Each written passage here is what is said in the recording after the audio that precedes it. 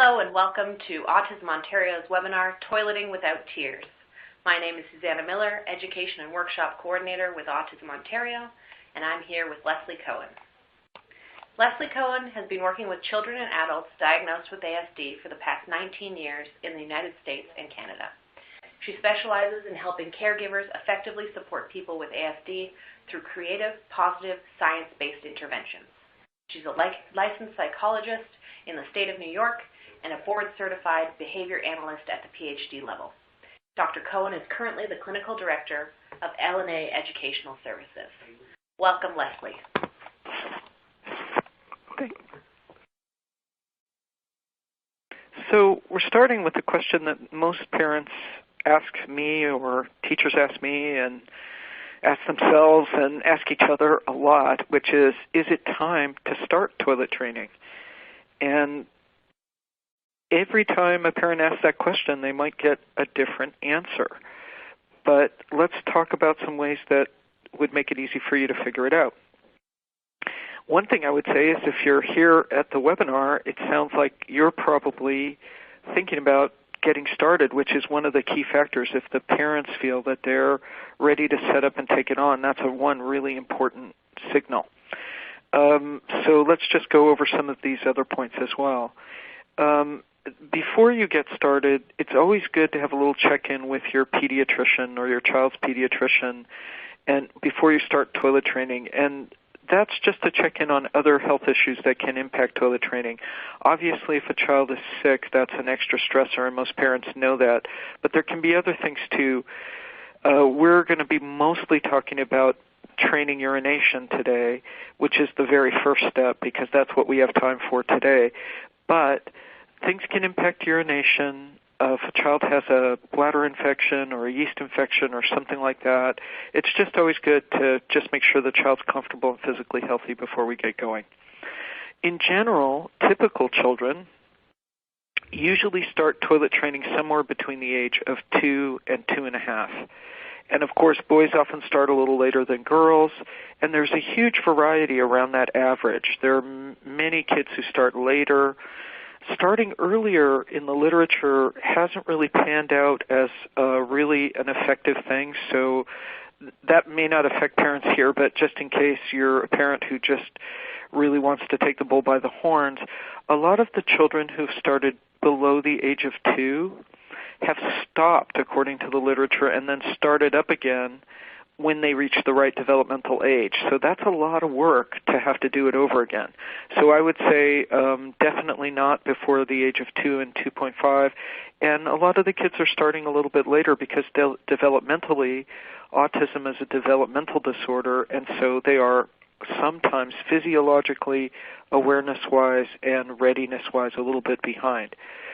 On the other side, some parents feel very worried because for one reason or another they couldn't toilet train until it was too late. Sometimes the kid's in a group home, and I may have staff here where they got a young adult who wasn't toilet trained, and often for very good reasons, maybe physical ailments or really significant problem behavior that had to be brought under control. And they're wondering, well, can I start now? And the answer is yes, you can. And kids can learn at any age, barring some major other problems, which we'll talk about in a minute. What are some of the things that might be an obstacle or we might have to work on first? So it is never too late to start if you're feeling motivated, and we're going to talk about some of the prerequisites your child might need, and also some ways to get the environment ready and to make sure you've got the time and the mental space to do it and the support. If all those things are in place, it's time.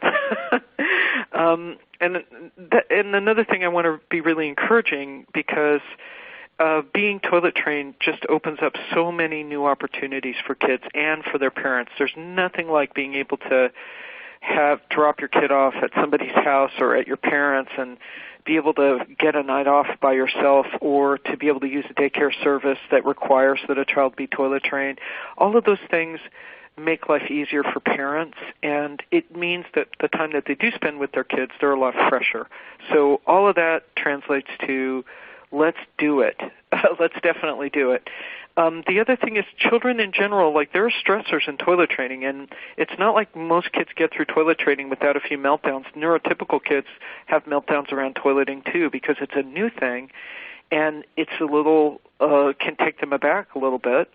However, in general, they start to really feel good about their new self-reliance and feeling like a success. So that's worth it, and it doesn't take that long before they start to have that positive feeling like, oh, I've mastered something really important that I see other people in my world have mastered. And for kids with autism, rather than worrying about the age so much, it's more helpful to decide if the basic readiness skills are present and if the environment is ready to support that new learning. Now, before we turn off the slide, I just want to take a minute and show you this wonderful photo from the internet that we're looking at together on this slide. And one of the things I want to point out about this photo is it actually has a lot of information. There's only one thing wrong from a toileting purist point of view in this photo, and that's that the kids' feet aren't touching the floor or a stool. Kids should feel very secure and grounded, and now that kid's really little, and his parents rightly decided we want to put him on a grown-up potty, but definitely if I were working in that home, I would have immediately put in a step stool so the child's feet were resting on something. But if you forget about that little step stool thing, and look at how cozy and comfortable this little kid is, he's got so many things to help him regulate and to make sure that his time on the potty is pleasant. He doesn't seem stressed. He's got a toilet seat inside the family toilet, and that's a fabulous thing because that means you don't have to do a second step of trying to reteach the kid, okay, now we're moving off the potty chair and we're going to this new thing with a much bigger hole in it. This in the seat saves a lot of steps, so that's really good. And like I say, if like maybe this kid is bowel movement training, that means you have to sit for a while. If you have to sit for a while, anxiety is really the enemy of toilet training for kids with autism. So having something calm and regulating to do so that sitting is comfortable and pleasurable really helps. So I hope that that photo will help you when you're trying to set up the bathroom. Okay, let's talk about what it means to be ready. What does it mean? What does readiness mean when we're thinking about, is my kid ready to toilet train? You must be laughing to see that the most important thing we thought for the photo was a picture of some gummy bears, if you even knew what that was. That is not abstract art. Those are reinforcers, gummy bears, very important for toilet training, not necessarily gummy bears, but one of the most important things is having identified, that's the last thing on this list actually, but the first thing in my heart is making sure that we have some very special immediate reward that we can give the child when they're successful, because I know they are going to be successful at the exact moment that pee is exiting their body and going into the potty. We're going to talk about that later, but if you haven't identified powerful immediate rewards, you're not ready and the kid isn't ready, because you're going to have a more stressful toileting experience. So let's go from top to bottom, and then let's talk a little bit more about those rewards, okay? So the basic skills, you might ask yourself, can my child sit at least 1 or 2 minutes on a potty seat? Maybe your child never tried a potty seat, so that's okay. But can your child sit in their chair at the dinner table for a couple minutes? Can your child sit in other chairs for 2 or 3 minutes without getting upset or running away? Can your child follow some basic verbal or nonverbal directions? So your child doesn't have to be the most compliant kid on the planet and always follow all your directions, but they have to be able to follow some directions, whether it's a gesture. If you beckon them to come here, will they do it? If you beckon them with a finger to sit down, or if you tell them a simple instruction, can they follow it? Are meltdowns, problem behavior, and tantrums at manageable levels? This is often the big bugbear for some kids, so let's take that bull by the horns. There are two things we should think about when we think about problem behavior. One is that some kids are having meltdowns because they need to be toilet trained. And if your kid is getting really upset when they're wet or when they're taken to the bathroom or something like that, those tantrums would not be a reason to not do toilet training. However, let's pretend a child, not even your child, let's just pretend there's a child out there who's banging their head severely against a table or slapping their face with their own hand. Toilet training wouldn't be the first thing that I would be doing in that case. In that case, I would be saying, we better get this kid regulated in a reasonable state because they're obviously very, very dysregulated, and if we try to bring that dysregulation into the bathroom, there are all these hard surfaces and everything's slippery, and actually those behaviors could be exacerbated because it's a whole new routine. So if a child is having really big meltdowns, trying to hurt others, bite others, or hurt themselves, we need to get some control over that before we start toilet training. It's a really good idea to do it. And then the next thing is your child comfortable in the bathroom? If the answer is, well, my child's never been in there, let's get in there. The nice thing about this one, actually all of these are things we can work on right away to get a kid ready, so there's no reason to be afraid and say, oh, my kid is missing one of these things, therefore we're not going to start. That's not how I look at it. I look at it like, let's help them with that thing really quick and let's get started. So if your child, what would it take to make your child comfortable in the bathroom? That might be a better question. We'll talk more about getting the bathroom ready, but taking your child for little trips to retrieve a new toy that you put in a bag that's like a surprise in the bathroom, finding good things in the bathroom, going in there for a little play, washing trucks in the bathtub or something that isn't always a shower, brushing your teeth or something that's a demand, that's a really good idea as we enter the zone of thinking about doing toilet training. We really want to get the kid comfortable. And making sure the bathroom itself is comfortable. Is it warm? Are there, if it's got icy floors or something like that, that might trigger a kid and make it harder for them to go in there. And now let's come back to our rewards. Have you identified incredible rewards? And does your child know that a reward means they did something good? So there is something about readiness because we're teaching a skill that is challenging for kids to learn because it's very new and it involves sometimes physical parts of their body that they're not really feeling yet. They're not really in touch with that. Not your fault, partly the fault of autism in the case of kids with autism, but also the fault of everybody wearing diapers where we never actually feel uncomfortably wet anymore because when we wear diapers, it wicks away the moisture. So the fact that there isn't a lot of awareness that it would be a good idea to get changed or not to have that happen, not to have pee on your clothing, that's much more challenging in the modern world than it used to be when we had, wet fabric against our bodies when we had an accident. So the incredible rewards, what that really means is that children have to have some ability to discriminate a contingency. That sounds very scientific, so let me unpack that for just 1 minute before we move to the next slide. What that means is, if I engage in an action, it could be a very simple action, like let's say I'm lazy and I don't button up my jacket when I go outside and it's really cold out. I start to feel the cold and I relate it to the fact that my jacket is open, and that starts to change my behavior. I think I'll close up my jacket because I'm cold. And it doesn't have to be a fancy one like that, but having a kid recognize that when I've done something that pleases my parents, their smiles mean something. It means they're happy with me because of what I did, and I think I'll try it again. I'll do it. When I made eye contact, they smiled and laughed, and now I'm going to make eye contact again. Those are called contingencies, understanding that my behavior changes what happens to me. And that, being able to understand that is pretty prerequisite for teaching toileting. So make sure that your kid has that, and it'll make it go a lot easier.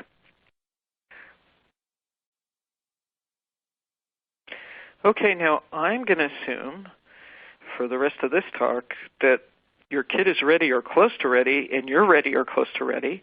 So we're thinking, well, what should I do? Like, what are the actual steps that I need to take to get started with this? The nice thing is the first step really is to just get some information. I know you see that awful phrase, take data, but really we just want some information about when is your kid voiding? when is your kid urinating, when is your kid having a bowel movement, specifically in relation to when they eat and drink, when they wake up in the morning, when they go to bed at night, and when they're sleeping and waking. So having that information means that you're going to have less missteps about taking your kid to the bathroom on a schedule. Let me give you an example in both directions just so you know why would we bother to take all this information. If we know, let's say we do schedule training, which is what we're mostly going to talk about today because it's one of the easiest ones to do. If you're taking a kid on a schedule, a really common interval is to take a kid, this is what they do at daycares and behavioral programs and things like that, take a kid every half an hour to the bathroom. And that's okay because they want a kid, let's say a kid has to pee and it isn't on the half hour. Maybe they have to pee every 15 minutes because they're just out of their diaper and they're kind of a dribbler. That's okay because a certain number of accidents actually help a kid learn. So accidents are a learning opportunity, but as a parent, you might want to have fewer of those than they're willing to tolerate at a behavioral program where we have one-to-one staff all day long and we can just follow a kid around and use that opportunity. So you might want to say, well, I know my kid always has to have a bowel movement 2 hours after they eat because you saw it in the data, and you said no matter what we're doing, even if we're working on urination, I'm going to throw him on the potty 2 hours after he eats and see if I can get a bowel movement in there and just make him really comfortable and have some fun. Or you might say, wow, my kid only has to pee once every 2 hours. Every 30 minutes might be irritating. Maybe I'll go with a slightly longer interval. You can make those decisions because you've seen from the data what's the average length of time before your kid pees. And that stuff changes a lot. One of the things that's going to change it is that we're going to ask you to give your kid a whole bunch of liquid during the procedure. So that could change things quite a bit. But just having a sense of the initial pattern is still very useful. Now, you might be thinking, okay, how am I going to do this? Basically, what you want to do is this thing we call a dry diaper check, where every 15 minutes or so, you check their diaper, underwear, and feel if it's wet. Some parents, what they do is they put real underwear on their kid for this data collection period, which is often a week or 2 weeks. It's up to the parent, like how long they can stand it or think it's useful. Usually a week is like what most parents don't go beyond that. But if you can, during the daytime, some parents put cotton underwear on their child or regular underwear on their child, and then they put the pull-up on the outside of the underwear so that when they put clothing on their kid, because they're going to spend the day playing together in the house and then going to the bathroom later, or they're just hanging out because they're taking data, they don't really want to ruin all of those outer clothing looking for pee. And if they use a diaper sometimes, it's very hard for them and for the kid to know that the kid's actually wet because diapers are so good at wicking now. Some parents, even parents, have trouble figuring out, did they just have a little dribble or was that the pee from last time? If you keep changing a kid's underwear throughout the day, you really will know if they're dry. And the good news about doing that, even though it does create a lot of laundry early days, is it actually starts building some readiness in your child because they feel the wetness too when you're doing the diaper check. Of course, when you're doing the diaper check, you got to be totally neutral, whether it's wet or dry. It's like, okay, it's wet, okay, it's dry. Doesn't matter because your child hasn't learned anything yet. So, of course, they're going to pee in their pants. It's expected. It's always a good idea to collect data about peeing and bowel movements, but it's standard practice to start training children to pee in the potty before focusing on bowel movements. Bowel movements involve a lot of musculature that can often be very delayed in children with autism. So we want to give that a little bit of time and make sure we've had some success. There are a few cases where kids have just done it while they were doing urination, and of course if that happens, that's time for a major party. Like if you have your kid on the toilet and they poo when you thought you were taking them there to pee, then they get like all of the gummy bears in the jar if they want it. Well, you don't want to make them throw up, but you want to have a really big party because you might have just made a major step forward. Okay, here is a sample diaper check data sheet, and you'll notice it goes for it gives you the option of taking data for all of a child's waking hours in intervals of 15 minutes. And you'll see there are these little codes there to make it easier for parents to just write down, whether they were wet or dry, or was it a BM, bowel movement, or was it urination. The main thing I want to point out before we move on is, first of all, Autism Ontario has graciously created a PDF for you, so if you just want to print out hundreds of these for you and your friends, it's available to you. The other thing I want to point out is that a lot of parents actually are not able to, even if they've done what I'm about to tell you to do in a minute, which is set aside time to do toileting, like a week when they're on vacation or whatever. Usually there are other kids in the house, and taking data every 15 minutes all day long is not an option.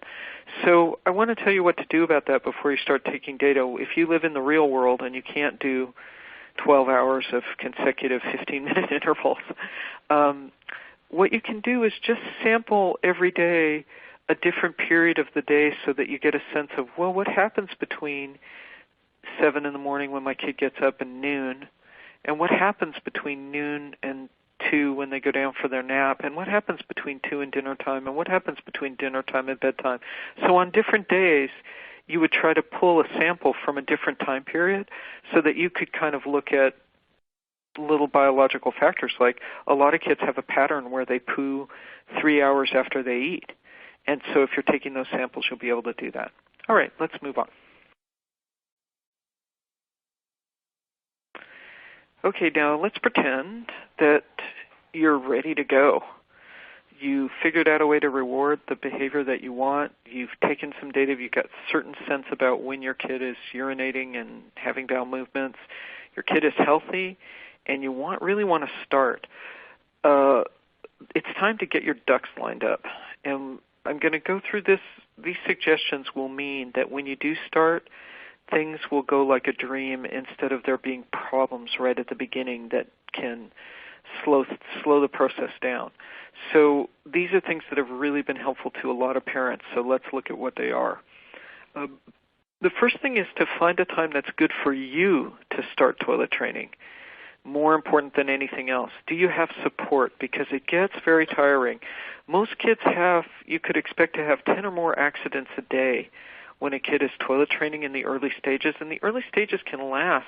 I mean, for some kids it's a long weekend, for some kids it's 2 weeks, for some kids it takes 6 months for them to be fully toilet trained. I'm not saying they're having 10 accidents a day for 6 months, but it's something where, especially at the start in the first 2 weeks, you want to make sure that you're at your best, that you have help, and that you don't have stresses on the family. So it wouldn't be good to do it when you have company over unless the company are toileting experts or family members who really want to pitch in.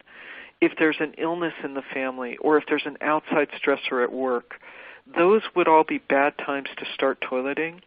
Good times would be things like starting on a long 3-day weekend. I have a parent I'll never forget. I mean, it's not that we didn't start toilet training sooner, because we did, but then she had planned it so that we had started our first week of toilet training right before the family was going to a special resort in Florida in the wintertime. So she didn't have to worry, because hard surfaces on the floor in the hotel room, of her kid being naked and dribbling on the floor. It was warm out, and the kid was incredibly comfortable and happy because they were always going swimming every day and doing stuff that the kid liked.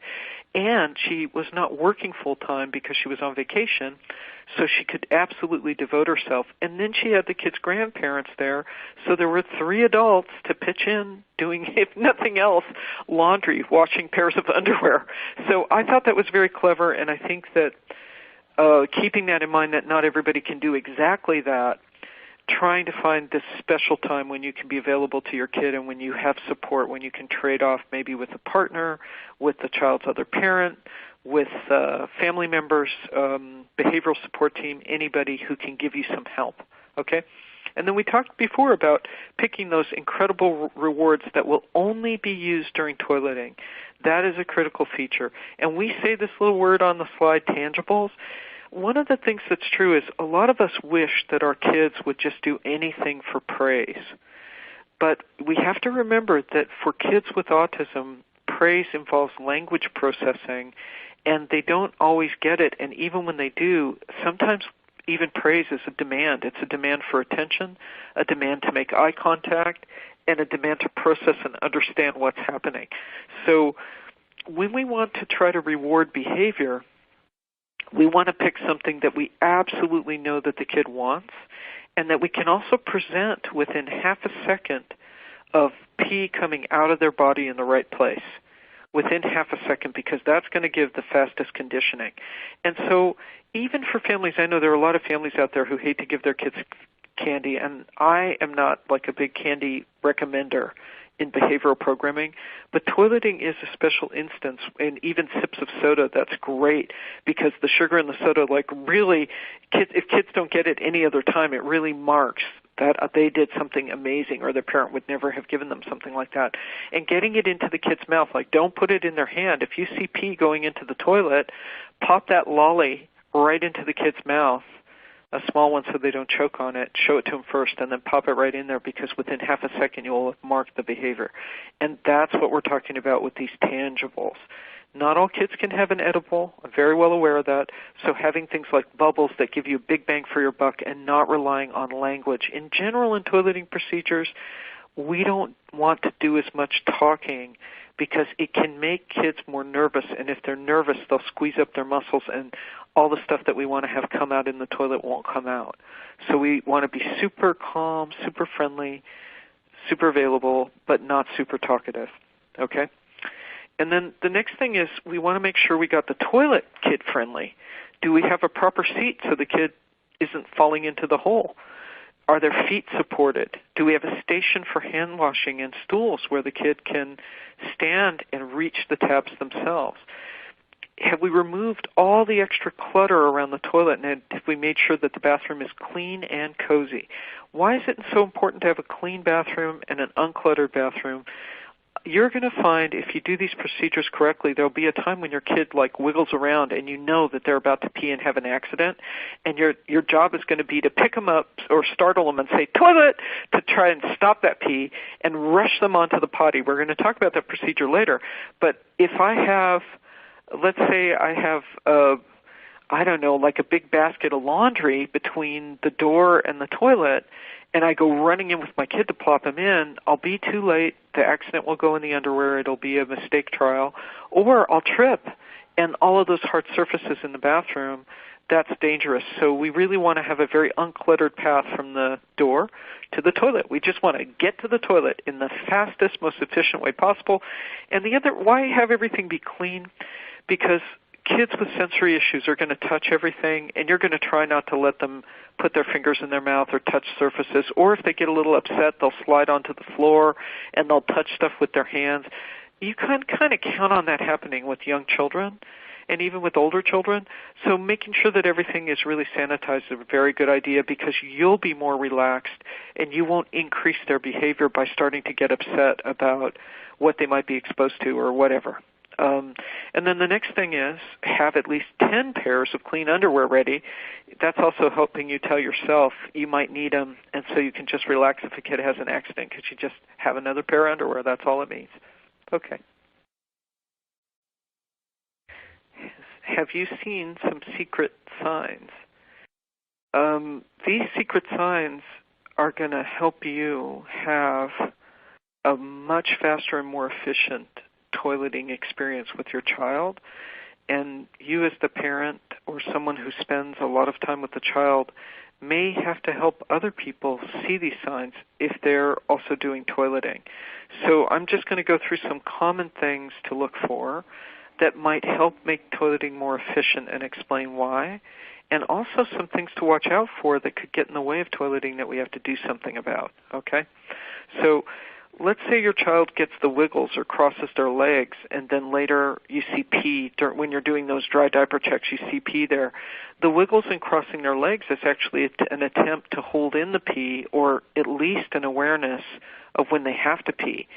So even if you're doing schedule-based training, which we're going to talk about in a moment, and you're on a 30-minute interval where you take your child every 30 minutes, if you see your child wiggling or crossing their legs and you know that in the past that's been something they do before they pee, well, get them on the toilet immediately. Run. Pick them up, carry them, say, toilet time, run to the toilet, because that's going to be a big chance for success. Your child hides or crouches before wetting or having a BM in the diaper.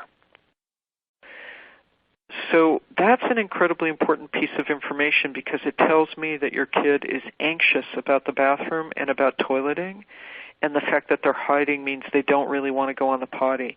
And there are a couple of different things we can do about it. We recommend a book by Ron Leaf. It's one of the books that we talk about, I think, at Site. And Ron Leaf talks a little bit more about bowel movements, and he has a very nice procedure where the first step is, before you let your kid have a diaper, like you take the diaper off the kid and they're walking around in underwear. And of course, kids who hide and don't want to have a BM without a diaper, they get very distressed by that. You only give them the diaper when they're on the toilet. So you're going to go, oh my God, but they're going to poo in the diaper, but at least they'll be in the bathroom on the toilet instead of hiding under the bed. And then he has procedures described where you can start to cut away the diaper and have them dump the poo in the toilet and pretty quickly get the bowel movement there.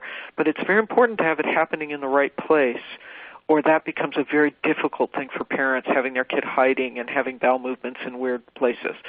But the other thing it tells us, even for a kid who's hiding to urinate, is that we really need to desensitize the bathroom and have a lot of good things happening in there so that your child wants to go there. Do they have enough books to read? Are you leaving them alone in there too much, or are you showing them a kind of a good time and a little bit of attention while they're there? Those are things that we would do to make the bathroom more appealing if we saw that sign. If your child gets very silly and then eventually pees or poos, that is another sign that it's really time for them to go to the bathroom. And for me, that's been amazing to see that pattern so often in kids, where it actually can help them get more sympathy from their teachers, because I have some kids who are very regularly have to go to the bathroom at, say, about an hour after lunch, 1 or 2 in the afternoon. But I have kids who are still frightened of having a bowel movement at school. And so what happens is, while they're trying to hold in their poo at school, they're getting very, very silly, and their teachers are getting really irritated with them because they think they're doing it on purpose, especially high-functioning kids. And when they find out, oh, what that means is that this kid has to have a bowel movement, we can start to adapt the environment. Even if the kid has to go to a private bathroom and they have to have a whole half hour out of their day so they can relax and have a bowel movement, at least the teachers understand this is not behavior directed at you. It isn't behavior directed at a parent. It's just this funny feeling inside that they can't account for, and sometimes they're feeling very uncomfortable, like, I don't want to let the poo out, and it creates a lot of behavior. So if you see that pattern, it means it's time for your kid to go on the pot and have a relaxing time, however long it takes for them to have a pee or a poo. If your child seems anxious when in or near the bathroom or when potty training is mentioned, that signs of anxiety might be screaming or running away or shouting or saying, no, no, no, don't talk about it. All kids have different ways that they let us know that there's something they don't like or that they're frightened of. And there's a lot of things we can do about that if we see that sign. One of the things we can do is talk less. A lot of parents want to talk a lot about toilet training before they go, and a little bit of talking about stuff just so shows simple respect for the child, whether they're verbal or nonverbal. Showing them somebody peeing in the toilet, showing them pictures of people peeing in the toilet, letting them know what this thing is that you guys are going to be working on together once is not a bad idea. But talking about it a lot can increase kids' anxiety. So, for example, having these conversations that are kind of half bribe, half threat, like as soon as you're toilet trained, you're going to get really cool underwear. And as soon as you're peeing in the potty and you don't have accidents anymore, then you can spend the night at Grandma's. Well, a lot of little kids are thinking, what if I don't make it? What if I can't and I pee my pants? That means I don't get to go to Grandma's. And they're getting more and more upset thinking about the thing that they're not going to get instead of just relaxing and working on potty training and knowing, you know what, you're going to get it eventually, but you may pee in your pants a lot, but that's okay because you are going to learn it. So talking less is going to be, because we don't know what's in the kid's mind, by not talking about it too much, you're kind of protecting a situation where talking could cause anxiety, and since I don't know your kid, I don't know if your kid is that kind of kid, so it's safe to just talk a little less. And then we can desensitize the bathroom, again, by having a lot of fun in there at other times and while they're trying to pee. Your child never seems to notice when they have a pee or poo or when their diaper is soiled. Yes, that's a little warning sign. A little warning sign that maybe your child is not ready. If they have no sensation there, we want to expect, and what I mean by not ready is not that we wouldn't do toilet training, but when I see a kid who has no reaction to pee or poo in the diaper, it tells me we want to have really even bigger rewards and that we want to be really patient because the physical awareness and maybe even the internal physical awareness of what's happening within the organs, the feelings of pressure when you have to void or the feeling of pressure when you're pushing out a poo, that those haven't developed yet. And that means I'm expecting to take my time and keep doing this and be really persistent and not give up, never to get mad, never to blame the kid because there's potentially a real physiological difference that might make this take a little longer. I hope that won't happen with your kid, but it's just like I treat that one as a sign to be patient. Okay, let's whip through a very basic, very common toileting procedure that most kids respond to really well and that doesn't use any punishment or too many aversives. I mean, having to go into the bathroom every 30 minutes, I don't mind it because I can bring a book, but you want to make sure it's really positive for your kid, and that is a lot of times in the bathroom. And this is called schedule training, but in general, there's nothing like a kid gets punished for making an error or anything like that that you have to worry about that could create a lot of emotional behavior in a child. And this is very common in preschools and very common in behavioral programs, and it works pretty darn well. So and it's pretty simple because some of the other procedures that are even more precise, they take some training and are a little harder to do. So that's the why we picked this one to spend the most time with today. So let's talk about schedule training.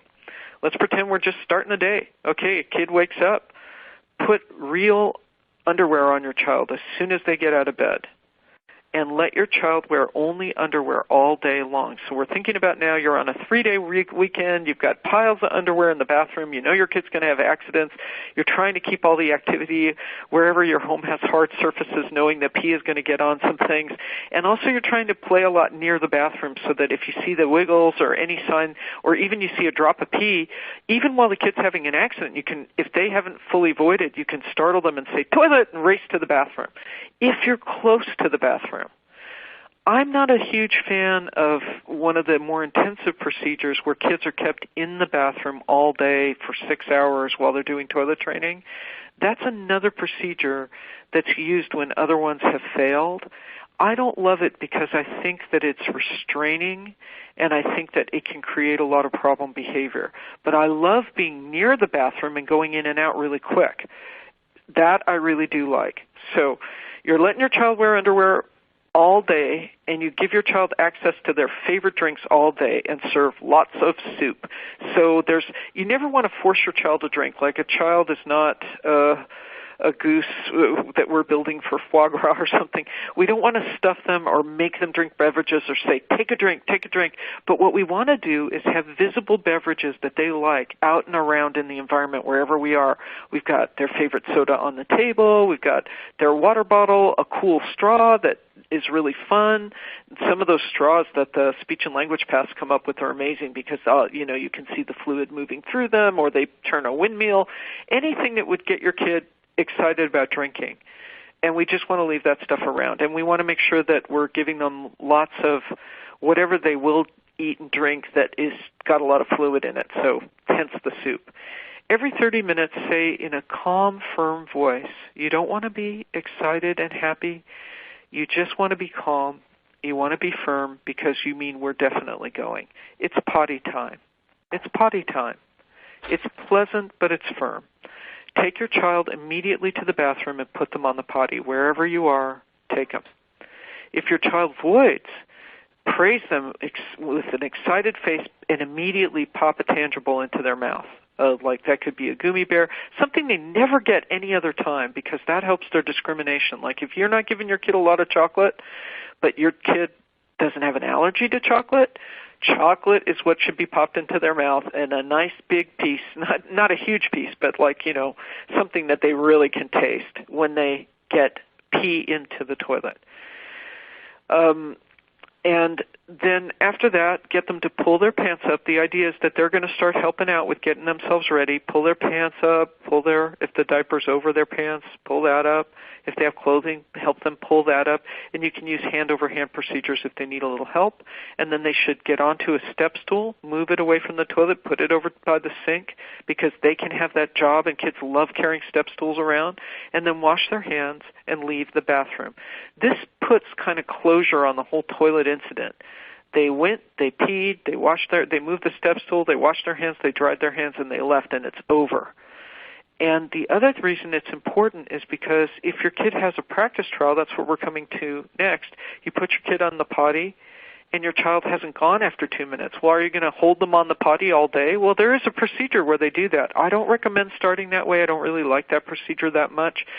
I've seen it used effectively when none of the other procedures would work, but I prefer ones that are less emotional for the child if they work.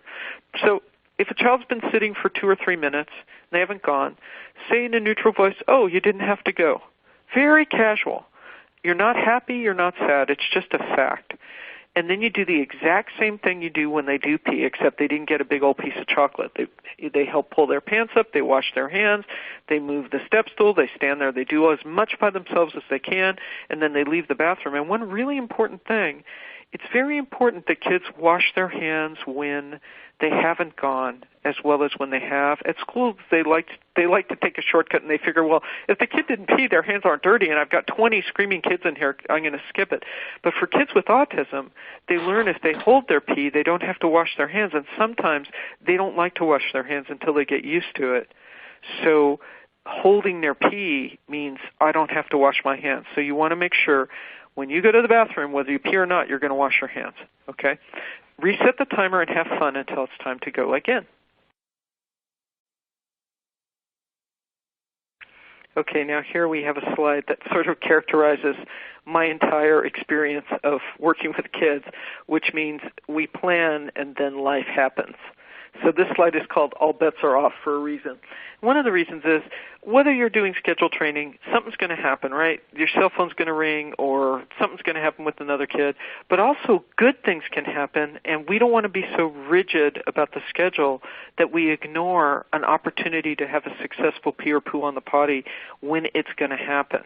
Even an accident, the beginning of an accident can be one of the critical moments to teach toileting, and the most successful, even more successful than schedule training sometimes. So what I want to say is, if you notice pee starting to come out of your kid, and of course we're staring at them all day because we have the 3-day weekend, that's why we're doing it, say pee in a loud voice. Pee! Like that. And that creates a startle. Not like you're mad at them, just like you're really excited, but it's loud too because it'll stop the pee for a second, sometimes long enough for you to rush your child onto the toilet where the pee can finish coming out in the toilet. If that happens to your child, even though it started as an accident, you would still immediately give them their tangible reward because there was pee in the toilet on that trial. So try and get them there. Even if you see the beginning of an accident, try to get them in there. Even if there's some dribble on the floor on the way in, just get them in there because we're trying to get that location set in their mind, and that's conditioning. If your child says they have to go, don't say, well, you've got another 15 minutes and then we'll go. Just get in there because that would be great if a child made an initiation. And it's really what we give rewards for. Tangibles are for when pee is coming out in the right place at the right time. Another thing is, this could happen when you put your kid on the potty that you're not sure whether pee came out yourself. And of course, any kid who got chocolate in the potty is going to say, yes, did you pee? Yes. So that's another reason why we don't talk much when we're toilet training kids, because we're listening to see if we hear pee going in the potty, because sometimes it's very pale yellow and we can't really tell for sure. So sometimes playing close to the bathroom so we can get there quickly if we see those early signs, and being fairly quiet once we get in there so we can be really focused on whether the pee came out and is it a time to reward or not. Rewards are not for going into the bathroom. Rewards are for pee coming into the toilet on the potty. That's what those big rewards are for. Okay. Okay, now I want to talk about accidents, because they are going to happen, and they're going to happen for a while. Even after your child is toilet trained, there'll be a certain number of accidents. So we want to know what to do about accidents, and we want to really be prepared, because how we act during an accident can either help toilet training go forward or create a lot of emotional dysregulation between us and the child. So the first thing we want to do is go, okay, they told me there's going to be a lot of accidents. My friend told me, and Dr. Cohen told me, and everybody who toilet trains their kid says the same thing. There's going to be a lot of pee on the floor, so I just have to be calm about that and try to keep your child in a place where getting some pee on the floor doesn't bother you too much. So the next thing we want to say is an accident is really a learning opportunity, because your child is learning where does this pee go, and their body is learning how do I hold it until I get to the toilet, and that learning takes a little bit of time, especially for kids with autism that don't always feel the information coming from their muscles as early or as efficiently as you do and I do. So the most important thing is you stay very calm and very neutral when an accident occurs. And there's two important reasons for doing it. Some kids get a big bang out of us getting upset. Kids with ADHD, kids who like attention, even kids with autism who feel so out of control just seeing that something they did, that at least their parent is paying attention to them, even if you're angry and you're saying, that's an accident, you peed on the floor, or, oh no, that's not on the carpet. Anything like that could accidentally reinforce peeing in the wrong place because we rewarded it with attention. Another reason to stay calm and neutral is that if your child really doesn't want to displease you and doesn't like it when you get upset and doesn't like yelling, of course the bathroom's going to be an echoey place where yelling's going to feel a lot louder. When they get scared, they're going to avoid the bathroom, and also their muscles will tense up and it'll be harder for them to pee and poo on the toilet. So the more upset we get with them, the more accidents we're likely to see in the future. So we want to stay totally calm and just think about it as like, okay, this is going to happen 50 more times. Let me handle it the right way because we're on our way to toilet training. So limit talking. Say something like, you're wet. And then guide your child's hand to touch the wet spot on their clothing. You don't have to dig around and get them all upset. Just have them touch it. What you want to see is that they're either their eyes oriented to their own body and they looked at the wet spot, or they felt it with their hand. Then take the child to the bathroom. That's the next step. Have them take off their wet things and put on dry. It's very important that the child help take off their wet things because we're trying to give them a little bit of an idea without using big punishment that there's a consequence when you pee in your clothing, and that is you have to change your clothing. But we don't want to be rough with them. We don't want to push their clothing on in a really fast way or have them have to go do their laundry and wash all their clothes out with their hands. You'll hear of some procedures like that if you ride the internet, but I'm really not recommending those things. Those things called overcorrection, that's really not what we're talking about today. We're talking about kids who are trying to learn, and they're going to make some mistakes on the way. So just have them take off their wet things, have them help pull up the dry ones, wash their hands, and start the timer for the next pee. Be prepared to have as many as 10 accidents a day, and there may be more. Be patient. Most kids actually learn this from this procedure without doing any other procedures, and it just takes time and consistency. So try to stay calm. And another thing is, if you feel like you're not calm, that's okay. Give yourself permission. You know, maybe you had some stuff going on that day, or maybe you've cleaned the floor 500 times and you just are upset about cleaning it one more time. If you feel like you're starting to get upset about that stuff, congratulations, you're a normal human being. But the thing you should do about it is don't let your child see you sweat, number one, and number two, get someone else to take over immediately because it's a signal that you need a break. Toileting is extremely demanding, so when you start getting mad at your kid, it's not because you're a bad parent, it's because you need a break. And go get somebody else to pitch in, even if they're not going to do toileting. Can you take them for 15 minutes? I just need to go for a walk, or I need to have a cup of tea. Whatever it is you need to do, just take a break. Okay. Okay. Here you'll see that in the materials you get from attending this talk, we've got a link here, and they've downloaded this video, which we think is pretty excellent. It pretty much follows the exact procedures that we use with kids. The people are really positive. They talk very specifically about how to do the procedures in a simple way.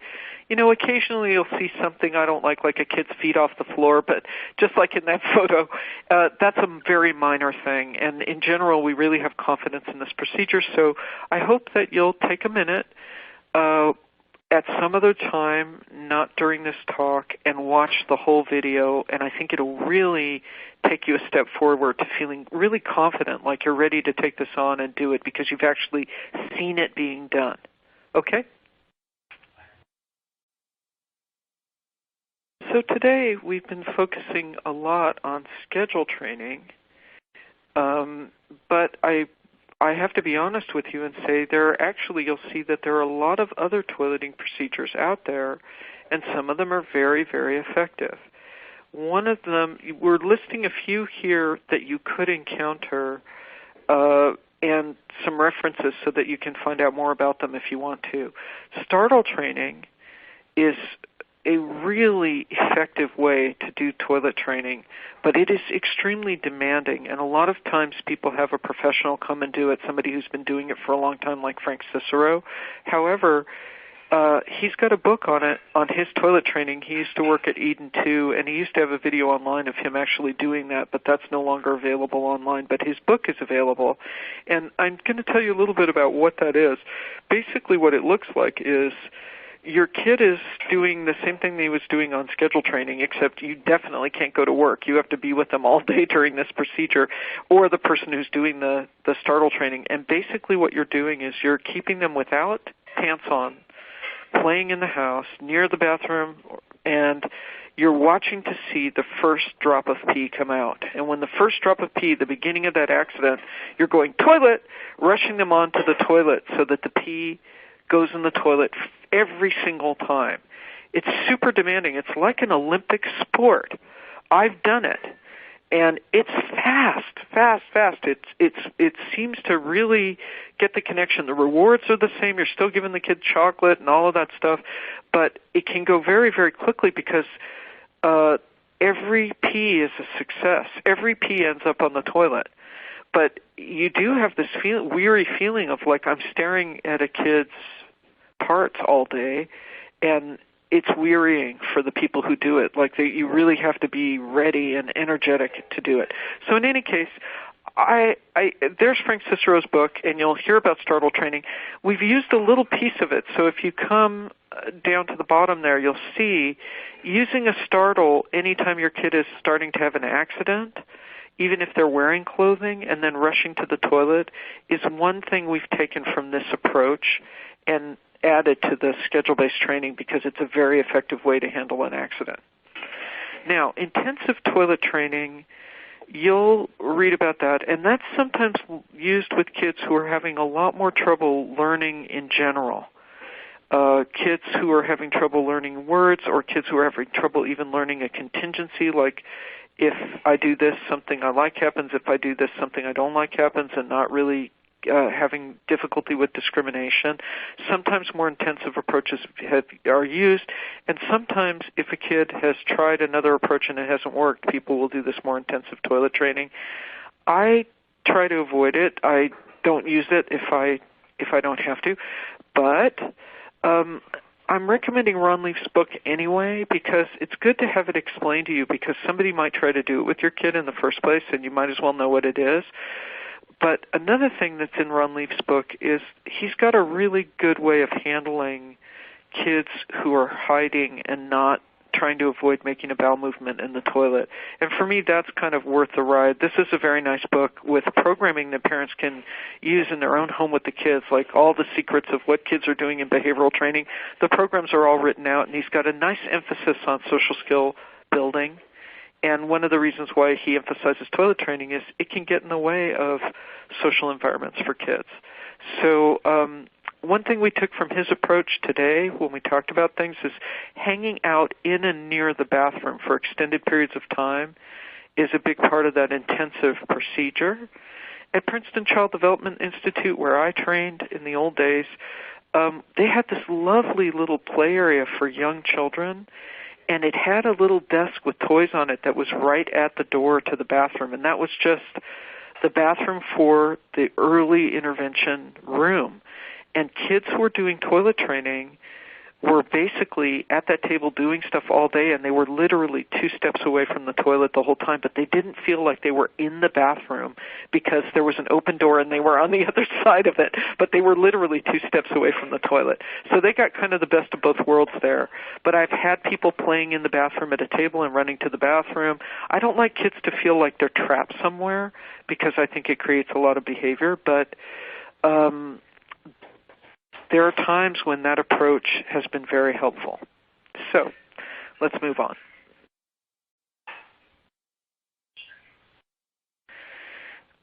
So it's a good idea to write down your toileting plan before you start.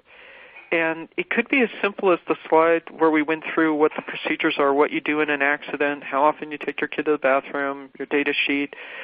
Very, very simple things like a couple of words about each step. And it's good to have clear, simple descriptions of how and when to take your child to the bathroom, what to do when they're successful, what to do if there's an accident, because it works better if everyone keeps track of accidents and successes on the same data sheet and everybody does the same thing. For example, let's say you have a softie in the family. It could be a kindly grandparent or a neighbor who's helping you out, and they're so excited that your kid willingly went to the bathroom, they started giving them big pieces of chocolate when they hadn't actually voided in the toilet. They would actually be destroying discriminations that you'd work very hard to build. And just by knowing the plan, they would know, oh, you can be as nice to him as you want when he's going to the bathroom, but chocolate is for pee going into the toilet. And just having that written down makes people not take it personally. They can just read that and go, okay, that's the way we're doing it. That's it. So, and it also helps people stay calm when there are accidents. I've worked with a lot of young staff who have never, they're training to be psychologists, and they've never just had a kid just pee all over them and all over the floor and all over everything, or poo and make a big, messy, dirty diaper with stuff coming out and touching their clothes and all of that. And they have an emotional reaction. They're good people. They're not bad people. They're just young people who haven't seen as much pee as I have. So having things written down sort of sets up the expectation, and then it gives people a chance to just be honest and say, I've never had a kid pee on the floor before. What do I do about that?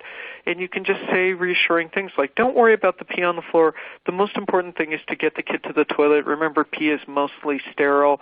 Don't stress about it. We'll clean it up later. I've got a spray bottle, blah, blah, blah. And you just want to kind of settle people down and let them know not to worry about it. They haven't done anything wrong, but they have to stay calm, okay? And when you go over to the plan together, you may find that what I've designated here is almost right for your kid, but not quite, and you need to get the bugs out. And having other people with you who really know your child means that your plan is going to work better, and it's going to be more consistent, and everybody's going to want to do it.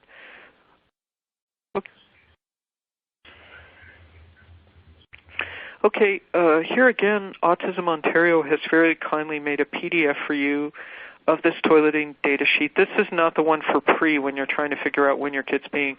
This is just to keep track of how many accidents, how many successes they have with bowel movements and peeing throughout the day. And we've worked pretty hard on this data sheet to make it easy for parents to use. So you just have to circle stuff. You barely have to write anything. Autism Ontario has the PDF, so it's pretty self-explanatory. Why would you want to take data and have your friends take data on your toileting? because you want to know if your kid's gone from having 10 accidents a day to 9, because that means it's working. And it can be very, very heartening to know that the procedure is actually working, because a kid doesn't usually go from having 10 accidents to having 0 accidents in a single day. So this is to let you know if it's working or if it's not working and you need to change something. Okay, so my hope is that you came to this webinar, you watched the video, you got some support from friends and family, you tried out a procedure, and guess what? Your child is peeing in the potty, and that is fantastic. That's why they get to wear the Superman underwear there that you see in the picture. But there are still some steps to think about, and I just want to go over for a minute what some of those next steps would be in terms of potty training and in terms of life. This is one of the big independent steps in a young child's life, so it's an amazing step. But what's next? Making some initiations at home in the school, letting people know that you want to go to the bathroom, either by handing them a picture or saying, I need to pee, or gesturing. That's a really, really important thing to add next. And then being able to get through the night without a diaper. That has some procedures, and if you want to read more about that, maybe that's the step you're on. I think that Ron Leaf talks about that quite a bit, different ways to get a kid through the night. He likes the bell and pad method, I believe. A lot of parents find a way to do that without, and so there are other procedures that don't require that for getting your kid through the night without a diaper. Peeing and washing hands in as many different bathrooms as possible. You might as well get this done immediately. Don't wait. Reward your kid even now for going into different bathrooms just to get a toy, just the same way you desensitized the bathroom at home and made them comfortable in there. The sound of the fan, the sound of the dryer, washing their hands in different sinks. Reward them for that at other times. And the reason is that that's going to help them so much when they go to school and prevent some really serious behaviors like holding all day at school because it's a strange bathroom. So the time to start that is as soon as your kid is consistently peeing in the bathroom at home. And you want to start out with cozy bathrooms, like start out with one that belongs to a parent or a friend, but then you want to start visiting bathrooms in all kinds of places, even if it's just to walk in and wash your hands or walk in and get a reward for walking in. Then it's time to work on getting bowel movements into the potty. And if all of that has gone well, it's time for other independent self-care routines, things like brushing your teeth, laying your clothes out at night, putting your clothes on by yourself. These are things that once you've tackled toileting, those are going to seem like a snap. They all rely on the same principle, some nice rewards, being organized, being consistent, and being very, very patient. And with that, we're going to move to Q&A. I wish you all the very best of luck. Thank you so much, Leslie. That was super informative, and I'm sure everyone is full of questions right now. So just if you do have a question, the place to ask it is by typing it in the question box below, and then we will be reading them out live and answering them. So feel free to push in your questions now. Thanks so much. Well, Leslie, we were so excited that you were able to do this webinar with us today, and I'm so excited that I get to ask you questions where I get to say pee and poo. And we've had lots of questions sort of surrounding a lot of different themes about the topic. This was a really important topic for a lot of parents, so I'm really excited to jump right in and just ask you these questions. The first question that we got surrounded the idea of readiness, and this parent asks, how will I know if my child is ready? If my child doesn't seem to feel the sensations before voiding or isn't communicating that they have to go, does that mean that they aren't ready for toilet training yet? I would say no. I would say that some of the preliminary things that you can do while you're checking on readiness actually promote readiness. So the exciting thing is that there's things you can do, like when you're taking data and you're doing that dry diaper check, you're actually making your kid more aware that that you're looking to see whether they're wet or not, and that is helpful. And spending time in the bathroom in a positive way is also very helpful. And other things that you can do, I don't know how old this particular child is, but some things you can do on a weekend when everybody's kind of comfortable is you could just put underwear on underneath the diaper so that the child can experience some of the wetness when you're changing them and see if that promotes some awareness. Okay.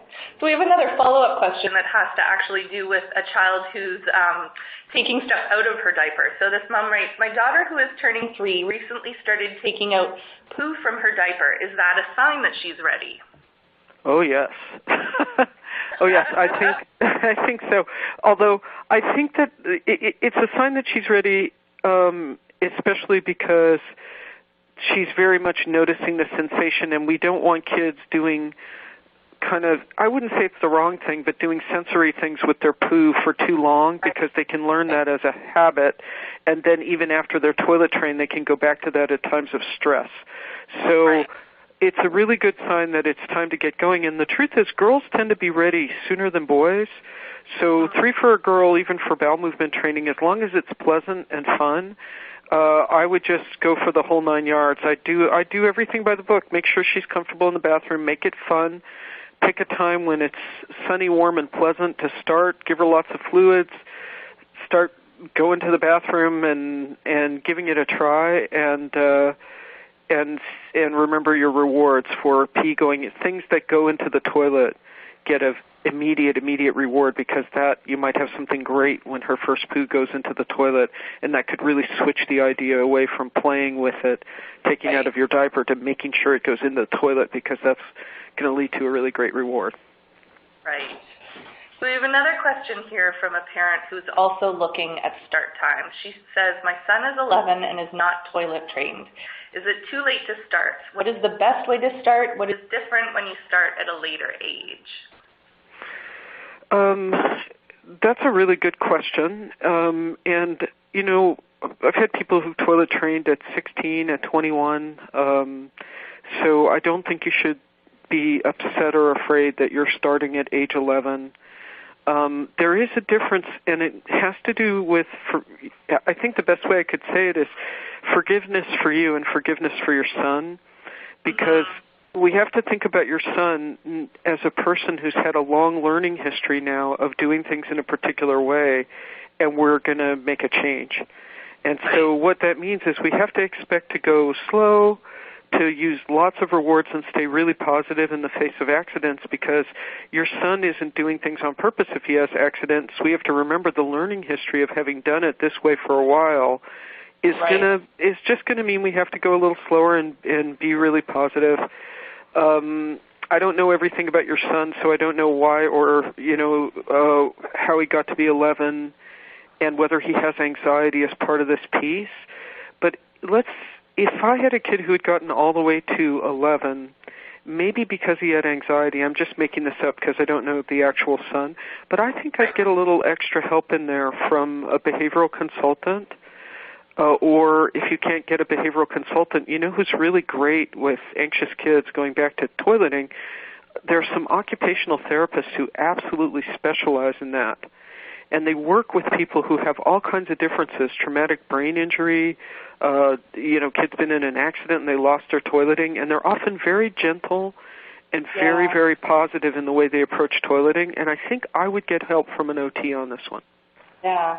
And, I'm just thinking, for those parents out there that are looking to connect with an occupational therapist, we have a great resource on our website called Spiral, and there are lots of occupational therapists listed all over the province who could potentially help out with some of these things. That's great, and I think that there are OTs who will tell you, I specialize in this. Yeah. And when you hire an OT, make sure that toileting is one of their favorite things, because there's some people who don't specialize in it. Don't waste your time. Right, exactly. So our next question is from a parent who's curious about nighttime. So they say, my child only has accidents at night. How do you apply this method of toilet training to bedwetting?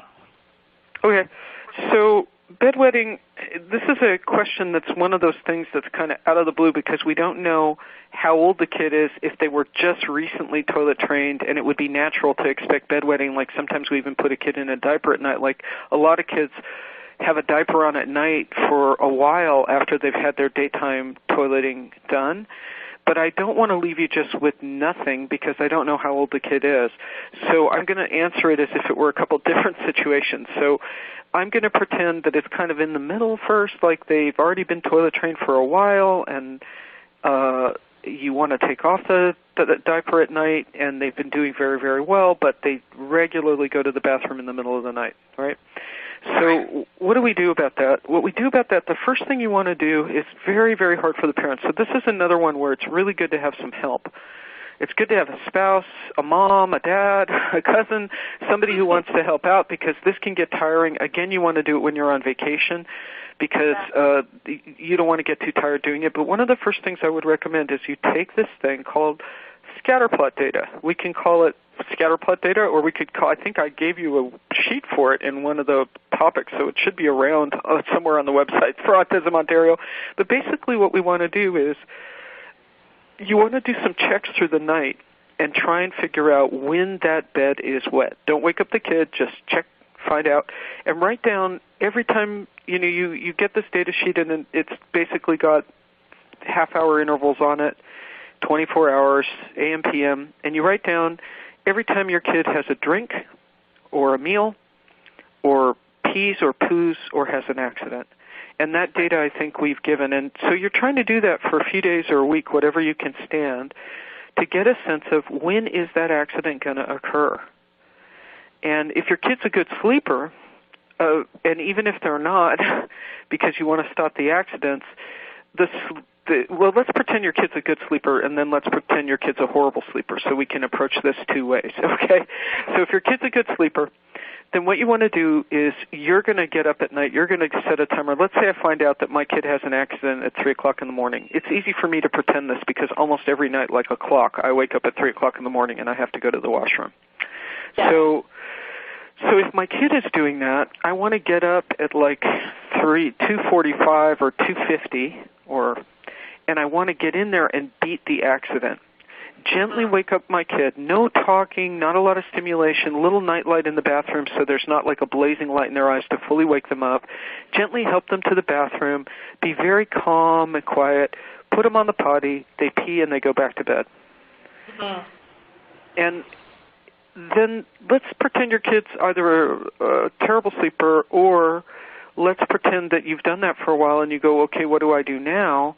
There are two things we could do. One is that we can reduce fluids in the evening based on the data on that scatter plot. So we can look at it and say, like, I remember the funniest one I ever saw was a kid who they were telling me they brought me in because the kid was having accidents in the middle of the night and was otherwise perfectly toilet trained and pooing in the toilet. Everything was going great. And I did a scatter plot, and I actually collected the amount of food and fluid this kid was having throughout the day. And it was really hilarious because at like 7 o'clock at night, he had a big bowl of soup every night. Oh. And bedtime was like 8. And then he had a giant glass of milk. Like the things that I found right before the bedtime, you would be astonished when you take this data, even in your own house where you think you know what's going on. You know, sometimes the kid goes to dad and says, Daddy, I'm thirsty. They're getting a giant glass of milk or water or hot chocolate or soup. And so sometimes if a kid is on their way to taking themselves to the bathroom in the middle of the night, if they have to go, it's good to kind of slow down the fluid a little bit in the nighttime and move it all to the morning and daytime so that they have their biggest piece before they go to bed and then their system is pretty empty. So those things can help you. I hope it does help you. And then I want to mention one third thing that works very, very well. It's super behavioral. Let's say you've been gently getting your kid up. They don't get upset. They go to the bathroom, but they never get up unless you go in there.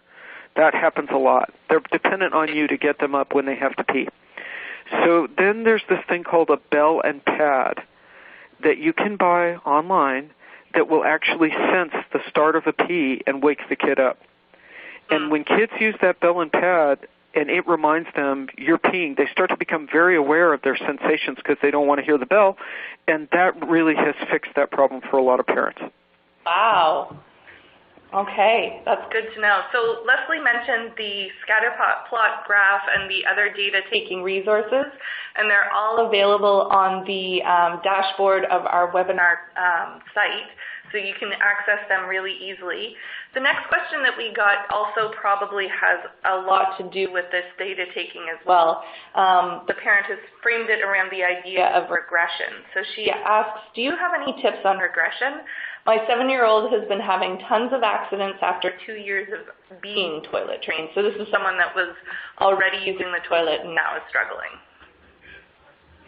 Yeah, I can't talk about, it's sad because I'm not able to speak to you, this parent specifically, and find out if there was anything that happened around this. So Right. I can only mention some seasonal things and things that can often happen. Mm-hmm. So I have had kids who seasonally, when they're having a growth spurt, they experience very regular periods of heightened anxiety. For example, I worked with a little girl who always had heightened anxiety in the spring. She would have nightmares, wake up at night, go back to having accidents, and she thought that bugs that were emerging in the garden were going to get her. And she was just a typical little girl, like run pretty hot, pretty anxious, and she had these regressions related to a seasonal effect. But the seasonal effect was an increase in anxiety. So Right. I'm just going to list a couple things. Like, first of all, make sure your kid is healthy. Take them to the pediatrician and make sure there's nothing wrong. If you don't know why the accident started, you may know why. And I don't know why because I can't talk to you. But I would still always start with the pediatrician. Then I would say, because this is Autism Ontario, I would remind you that anxiety is extremely high, the highest comorbid disorder with autism. And Right. so the likelihood of anxiety being the mystery culprit in a regression is pretty high. So what we want to do then is deal with anxiety and just restart. I just restart toilet training on a vacation or at a time when the kid is really, really comfortable. And I try to make that really soon, like take a 3-day weekend and make it really fun and cozy and comfortable for your kid. And don't do a lot of talking. Don't talk about the accidents. Don't ask them why. Don't look at them and show anxiety. Like, parents show anxiety all the time to their kids because kids make parents anxious. That you usually see that around feeding problems. Like, if a kid won't eat anything, their parents will show huge amounts of anxiety because they're very worried. And that can happen with toileting accidents too, but remember, we don't want to increase kids' anxiety. So we have to just say, like, it happens, we're going to get through this. Lots of kids regress a couple times, and eventually they get it, so it's going to be okay. And then take a weekend and restart. Again, I would say, if you have a kid who's had a regression after 2 years, that's a situation where I'd say, hey, why don't you get a little help with this? I would go again and get an OT, because if the kid is anxious, an OT might have some sensory strategies for calming anxiety or for self-regulation that could be embedded into some of the routines and might do a pretty darn good job with that, with helping with it. Okay? Yeah. Okay. Well, sort of then along these lines, we have a couple more questions that are definitely rooted in anxiety, but also, the thing that comes out most, fear. So fear of the bathroom. This parent asks, how do you motivate a child to transition to the toilet? My son will go into the bathroom and wash hands, but then has a meltdown if we try to sit him on the toilet. And we have an insert and a stool. Okay. What I think is that can be, again, in that kind of situation, a lot of times a kid has gotten a learning history with that particular item and the way it looks, and they've gotten into a lockdown anxiety meltdown. Right. And so you have two choices. You could start to put other kinds of potties around and read stories to him in another bathroom, and just put a potty where he just sits there and he's not going to do toilet training or anything, but he's just getting used to sitting on a potty-like thing elsewhere. Right. So you don't deal with the learning history he has in your particular bathroom. Like, he's remembering right now, don't go there no matter what. That's where your parents want you to go. And maybe you've been trying that for a while, and he's really focused on that as a place. I'm just not going to go on that one. So leave it alone for a little bit and just get him sitting on potties somewhere else that aren't even necessarily connected to the toilet training right now. And so that's how I would start, and I would definitely try to have that other potty. I would do reading a story. I would let a kid play on the iPad. I would let them do stuff that I never let them do, but always have them sitting on the potty. And if you can get him to pull his pants down, that's great. If not, don't stress him out. Let him sit there and just get used to the fact that good things happen in that bathroom. Once good things are happening in that bathroom, I would very quickly try to get him sitting on the other potty just to listen to a story so we can start to break up the fear that he developed around that specific area. But I wouldn't start in that room because I think the learning history will be too much for you. So another parent has a sort of similar question, but this one's about public bathrooms. How do I get my child to use a public bathroom? They get upset even if I mention using a public bathroom when we're out. So again, probably along the same lines around having that association. Right. I think we have fear and anxiety and Pavlovian conditioning, and we also have a kid who is by nature anxious, very likely. And one of the things that we do is like if you could imagine the solar system for a minute, just imagine it, and imagine that the sun is the bathroom in your house, and you want your kid's comfortable there, so that's the center bathroom. That's really great. What you want to do is start to use Pavlovian conditioning to desensitize bathrooms that are sort of comfortable. Let's not go to the public bathroom yet. Let's go to your aunt's house, your mom's house, bathrooms where the kid spends a lot of time in that house is pretty comfortable, and just let's have the kid go in there and get a surprise, a little friendly surprise. Maybe they'll go in there when they have to go to the bathroom already now, but take them in there and don't make them go to the bathroom and say, oh, I found a little glowfish that glows in the dark. Let's go check it out. I think it's in the bathroom. Get them in there. Something good happens, they get a little reward, and then out you go, and they don't have the feeling, I'm trapped in here, I'm trapped in this scary place that I don't know. And then what we do is we make very short trips into public bathrooms where we're just going to wash our hands all the time, so that the kid is not associated with being in this strange stall, but they're feeling comfortable. So we might go into a public bathroom because we're going to pick up a little reward and go right back out. Right. And this idea that they don't have to spend too long in there is the critical point for desensitizing a phobia. Because when you do go to a public bathroom and go in order to go to the bathroom, you don't know how long you're going to be in there until the bowel movement is finished or until you're done peeing. And if you're really frightened and you're a little kid, that may feel like an eternity. So these little practice trips, you're not going to get anything functional done. You're going to go in, like a game we play is like kind of a hide-and-seek game where you go and turn on the dryer and run out. And kids like that game. And they go in, they use the dryer and they run out. And then the idea is they go, oh, I was only in there for a second. I can handle that. Then we can back it up and go, okay, we're just going to wash our hands, use the dryer, and run out. And in the meantime, they've been peeing and pooing at Grandma's house and Auntie's house because we've desensitized those while we're just having these brief trips in the public bathrooms, and we're starting this systematic desensitization program. And if you need help with that, I think that this time I would truly turn to a behavior analyst because they're very good at making the step sizes really small. Somebody who really likes to work with kids' fears will be very good. That could be a cognitive behavior therapist or a behavior therapist who likes to work with phobias. Right. And so just another plug for a resource that we have a great database called our Abacus database, and families can connect with behavior specialists all over Ontario as well, too. So if you're not connected to somebody, either through a program that you're already using, that's a great place to look for a specialist who can help you with a phobia. I actually believe they can even tick off toileting as one of the things that they specialize in when they register. So that's great. Just make sure that the person that you're spending money on has long experience doing the actual goal that you want. You don't want to get too involved with a whole program startup. We're going to do pairing and develop a long therapeutic relationship, and we're going to do other kinds of acquisition targets, because your goal is the most important goal. So when you talk to that person, you say, I want systematic desensitization for phobias, and we want to work on this, and that's our main goal. That's our main goal, absolutely. So the next piece, we've talked about making the environment as cozy and as warm and as welcoming as possible.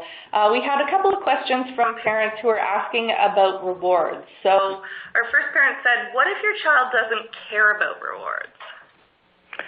I think all children care about rewards. Even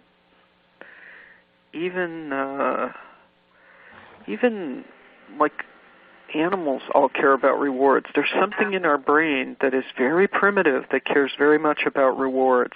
So that what I would say is that a lot of times when children don't seem to care about rewards, you may be running into a problem that Lynn Cagle has done a brilliant job. She's the person who created pivotal response training. She's the behavior analyst who was on the Nanny Show. She's the chief honcho at UC Santa Barbara, the Pivotal Response Training Program. She does positive behavior supports. You can go up online and you can see some of her work. But she's one of the people who's identified that motivation may be one of the key problems for kids with autism. And I think it's because their anxiety is so high that a lot of times what you find is not that kids aren't motivated, but the amount of work that they feel they have to do to achieve the reinforcer is so high that it isn't worth it. So if I'm really scared and you offer me, my favorite thing, a chocolate truffle, well, if I'm really scared, my stomach is all in a knot. I don't want a chocolate truffle. So if you say, if you just get on the elevator, I'll give you a chocolate truffle, I'm not going to do that because at that moment, the effort is too great.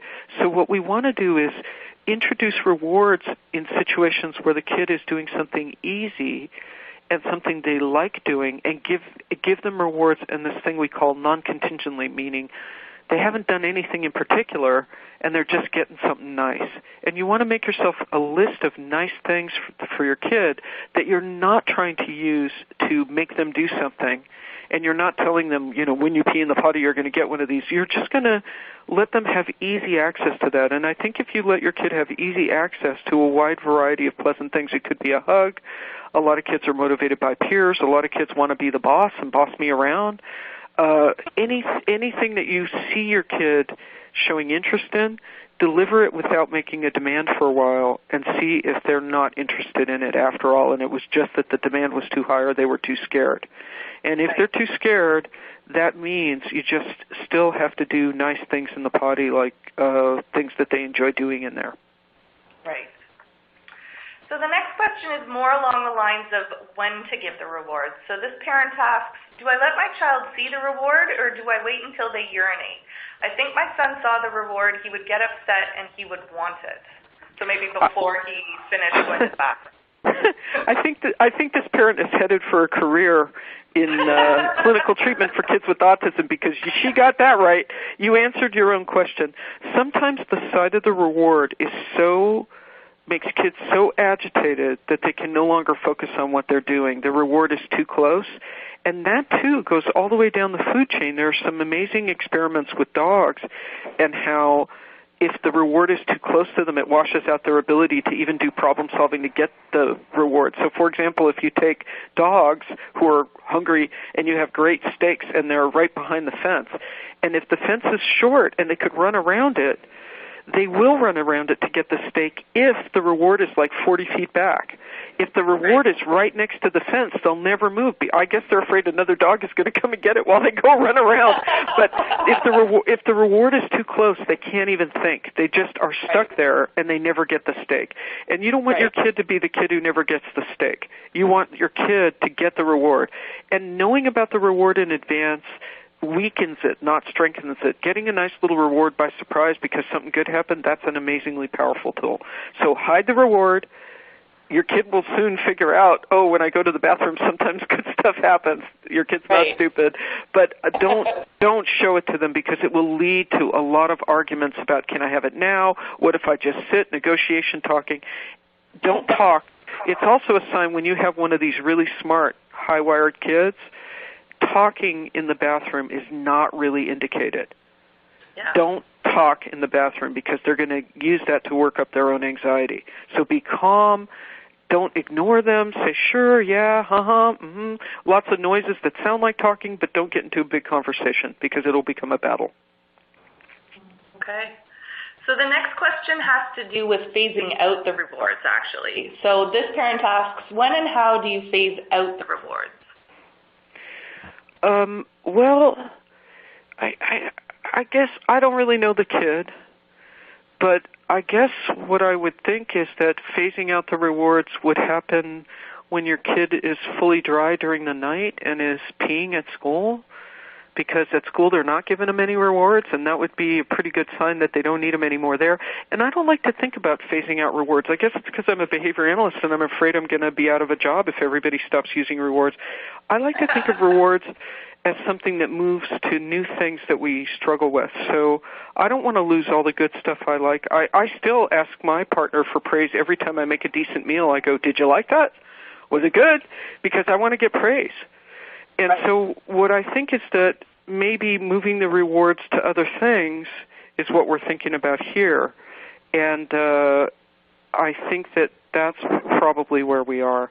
And like I say, using them, a problem that people could get into, maybe this parent is suggesting that when we use direct rewards, a kid is so focused on that if there's in a situation where there's no direct reward, they won't do the behavior.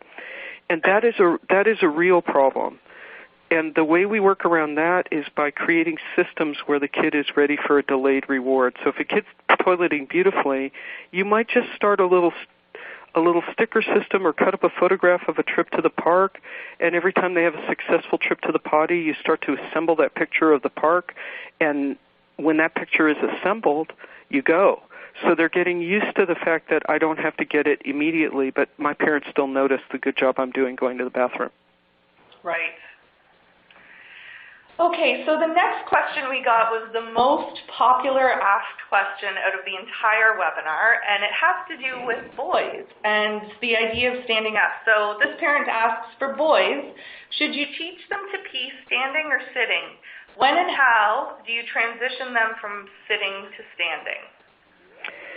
So, really good question, and the truth is, we like to think about peeing. I know that parents get really anxious about peeing, but we kind of like to think about peeing in the potty the way I think about cooking.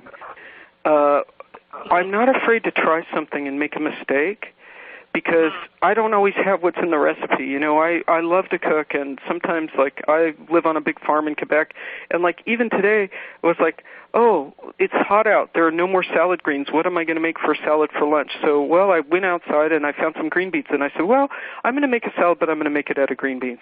So what I'm saying is, when your kid is just learning new behaviors, if they're peeing in the potty, maybe they're sitting, have Dad take them in there sometimes and model standing up and peeing, and give them something to hang on to, some sidebars, so they feel really secure, so they can lean over the toilet while they're standing up and don't feel like they're going to fall in, and let them try it.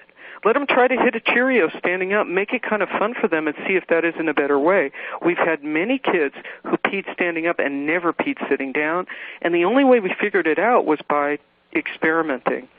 Again, if this question came up because some parents are struggling, like the kid doesn't want to sit on the potty or they don't seem stable, that's a signal, again, to get a little bit of help with an OT, because standing or sitting, a kid needs to be stable and confident that they're not going to fall over when they're peeing or pooing. They really do. And so if your kid is having trouble with stability, having a little help from an OT to figure out, well, do I need some handlebars in there, or what do I need that's going to make my kid feel stable when they're peeing, standing or sitting. So don't be afraid to play around with the position. It won't hurt your kid. It's not going to ruin their toileting if they stood up a couple times to try to pee. Okay. So the next question has to do with transitioning from peeing to pooing.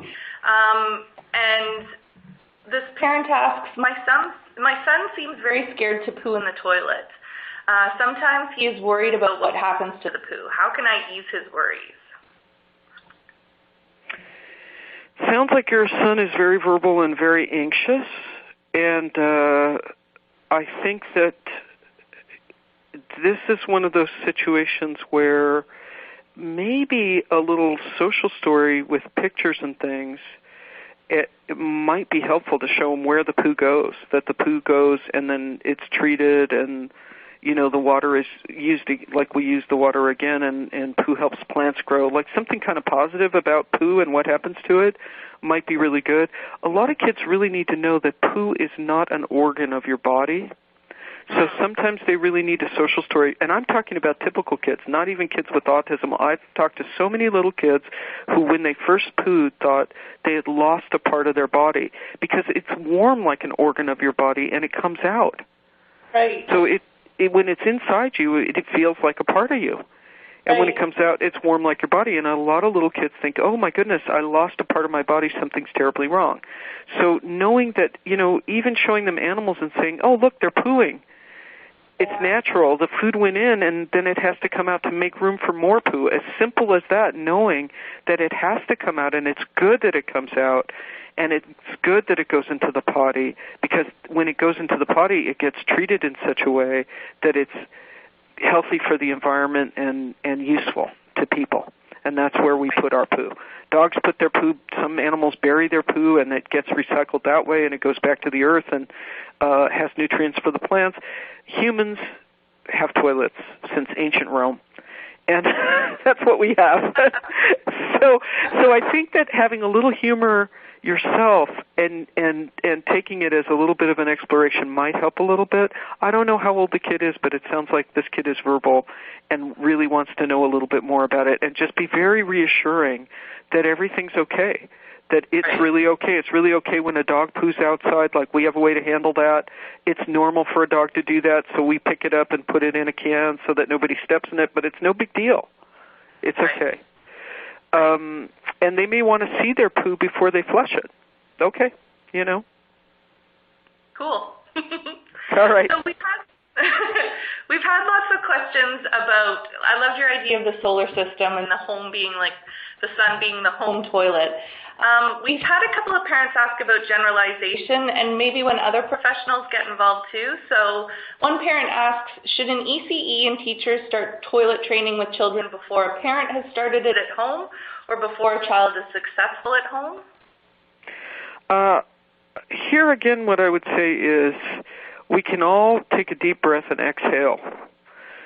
A kid can practice toileting anywhere, anytime, as long as everybody on the team is in agreement with one another and communicating. So you don't want to have a situation where they're using a particular toileting thing that you don't know about as a parent, and then you do something and it doesn't work. Those things don't work. But when there's good communication, I've had many kids who toilet trained at school before they toilet trained at home for the simple reason that at school they could see other little kids peeing, and it made them feel really relaxed about going into the toilet, and the toilet was really little because schools can spend $1 million on making toilets that are appropriate to kids and have extra toilets that way that because they're going to get another group of little kids in there that are going to use that, and a lot of parents don't want to make extra kid toilets in their house because they're not going to need them forever. So, yes, school can start first. It's fine, as long as there's good communication. But if parents have time, when school starts, it's often really good to take a weekend and work on toileting pretty soon into that process, so there's some continuity. Okay, that's great. So we've got time for a couple more questions. We had one parent ask, they said, if toilet training doesn't seem to be working, should you stop and give it a break? Or is it that once you start, there's no looking back? I can see that toileting makes us anxious, that's for sure. And I think that it does make parents really anxious when things don't seem like they're working. But what I would do is, I would say that it's time to maybe take a week break to get yourself some help, try to figure out what wasn't working about it. But I wouldn't take like a year break unless a doctor or a therapist or an OT or your pediatrician said your kid's just really not ready yet. If they say your kid just needs to get a little bit older, go for it. But in most cases, giving up for a long period of time cements the phobia most of the time.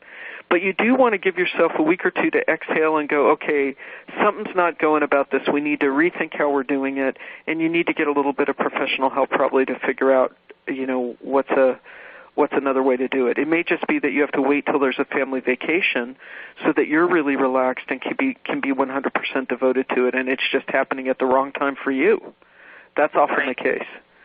Right. So the last question has to do with children who potentially can't rely on verbal language. So a parent asked about a child who's deaf, and she says a lot of this is based on verbal language. Do you have any suggestions for when a child can't hear? Sure. I think that you can use graduated guidance, and you can still take your kid to the bathroom on a schedule, and you can use a photographic activity schedule. I think that, too, that resource is with Autism Ontario, the link to that book, Activity Schedules for Children with Autism, so that you have visual cues. Even having a picture of the toilet on Velcro at different places around the house, take your can and have them touch that picture or pull it off and hand it to you, and then off you guys go for a practice trial. And even if I'm deaf, I still like M&Ms. So if he goes in the toilet, whether I can speak or not, in fact, speaking usually hurts toilet training. It doesn't help it that much. So I think running the procedures, the toileting procedures without much talking is going to work great, and your kid may need a photographic schedule to let them know, hey, this is what's going to happen in here. Right. And so Leslie mentioned those resources. They're available on the dashboard of this webinar. Leslie, do you have any other final thoughts for the webinar today? I guess what I would say, the thing I want to say is I think these parents are obviously really devoted to their kids because they're really working hard to try to do this. And I want to remind them that they have to be forgiving and loving of themselves. They need breaks too. It can be a real scramble if you've got more than one kid in the house and you have a full-time job trying to get this thing rolling. And a lot of parents are ashamed and afraid to get help. And toileting, once it's done forever. So my last thought is really get some support from your friends and relatives and get some help from a professional if you feel like you're stuck, because you won't need it forever. That's it. Yeah. Well, Leslie, thank you so much for doing this. I know that this has been one of our most popular webinars, and if you missed the live version of it, you can catch it on recording through the Autism Ontario website, and we're just so grateful that you could do this with us today. It's a pleasure to be with you.